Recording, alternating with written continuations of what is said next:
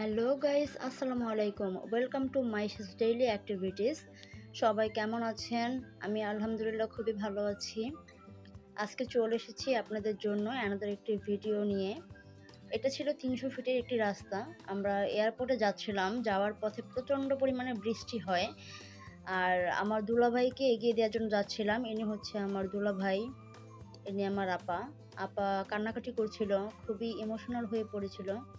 ভাইয়া বোঝানোর চেষ্টা করছিল। আসলে মন তো বোঝে না। আমিও একটু ইমোশনাল হয়ে গিয়েছিলাম, কিন্তু আপুকে বুঝতে দেইনি, তাহলে সে আরও ভেঙে পড়তো। কি বলবো আসলে, ভাইয়া চলে যাচ্ছে। এখন খারাপ লাগলেও তো আর কিছু করার নেই। কর্মক্ষেত্রে সবাইকে যেতে হয়। সবাই ইমোশনাল হয়ে পড়লে তো আর জীবন চলবে না। তো আপু বারবারই কান্না করছিল, ভাইয়াকে ধরে রাখছিল। তো ভাইয়া চলে যাচ্ছে। এখানে এখানে তার কাগজগুলো দেখবে। আমাকে বলছিল আপুকে দেখার জন্য।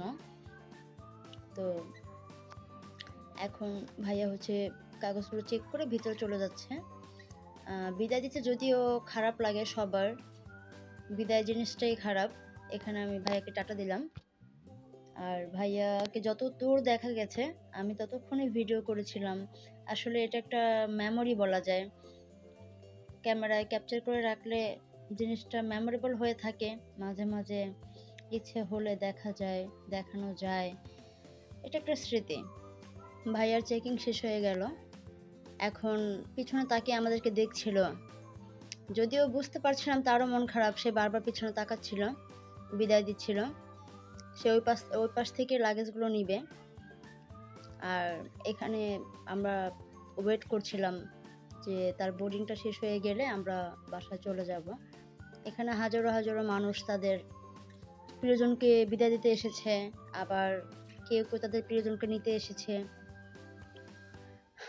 বিদায় জিনিসটা আসলেই খারাপ, মনে পড়লেই যেন কেমন লাগে। আমরা এখানে প্রায় সন্ধ্যা পর্যন্ত বসেছিলাম। ভাইয়ার ফ্লাইট ছিল 8:30 বাজে।